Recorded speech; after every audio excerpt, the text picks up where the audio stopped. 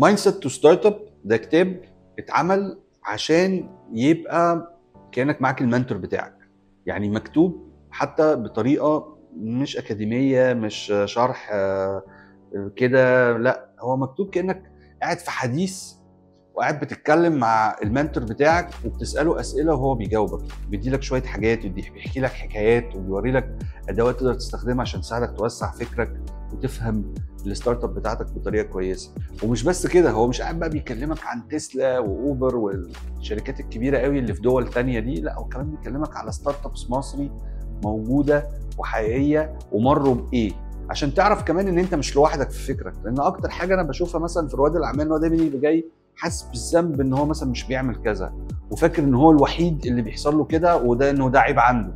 لا ده مش حقيقي على فكره. اغلبيه رواد الاعمال، وده اللي انا شفته يعني من البحث بتاعي، اغلبيه رواد الاعمال بيمروا تقريبا بنفس الحاجات.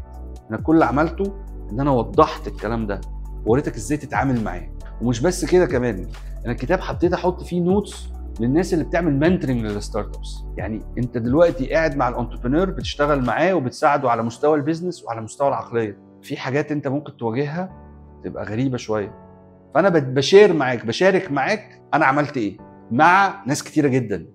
فبالتالي دي خلاصه تجربه المنتورنج بتاعتي معاهم.